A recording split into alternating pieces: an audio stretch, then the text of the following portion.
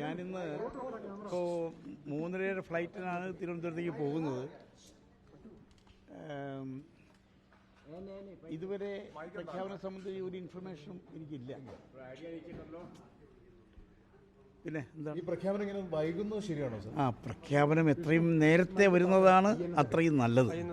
കാരണം ആളുകളൊക്കെ വളരെ ആകാംക്ഷാഭരിതരാണ്. ഈ ഘടകകക്ഷികൾ പ്രതിഷേധം അറിയിച്ചു തുടങ്ങി. RSP ആണെങ്കിലും അവർ പറയുന്നത് ഈ രീതിയിൽ ഇങ്ങനെ വൈകിപ്പിക്കുന്നത്. അങ്ങനെ സ്വാഭാവികമായി പ്രതികരണങ്ങൾ ഉണ്ടാവുമല്ലോ. കാരണം തെരഞ്ഞെടുപ്പ് ഫലപ്രഖ്യാപനം കഴിഞ്ഞു, ഇത്രയും ദിവസമായി. സ്വാഭാവികമായും ആളുകളിത് പ്രതീക്ഷിക്കുന്നുണ്ട്. പക്ഷേ ഇതുവരെ വരാത്തതിൽ ആളുകൾക്കൊരു മാനസികമായ പ്രയാസമുണ്ടാകുക സ്വാഭാവികമാണ്.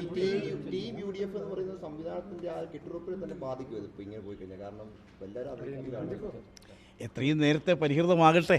എന്തായിരിക്കും സാറേ പ്രഖ്യാപിക്കുന്നതിൽ ഒരു പ്രതിസന്ധി എന്തായിരിക്കും? എനിക്ക് അറിഞ്ഞുകൂടാ ഇതിനെക്കുറിച്ച്. അത് ഹൈക്കമാൻഡിന് അത്ര കൺഫ്യൂഷൻ ഉണ്ടോ? ഇല്ല, എനിക്ക് അറിഞ്ഞുകൂടാ.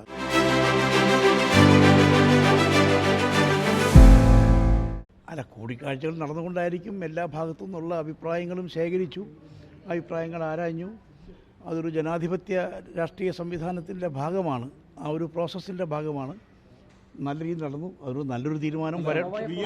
ജനവികാരം കണക്കെടുത്തുള്ള ജനവികാരം കൃത്യമായി പ്രതിഫലിച്ചല്ലോ അങ്ങ് വാക്കുകൾ പറഞ്ഞപ്പോൾ. പക്ഷേ മറ്റു പലരും അങ്ങനെയല്ല.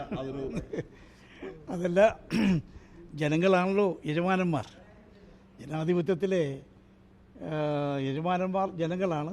അപ്പോൾ ജനങ്ങളുടെ വികാരത്തിന് അർഹമായ പരിഗണന നൽകുക എന്നുള്ളത് ജനാധിപത്യപരമായ ഒരു ഔചിത്യമാണ്.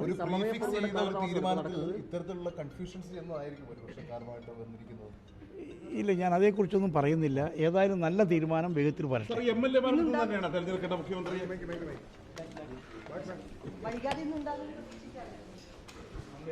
ഉണ്ടാകട്ടെ എന്നാണ് പ്രതീക്ഷയോടെ കാത്തിരിക്കുന്നത്. ശരി.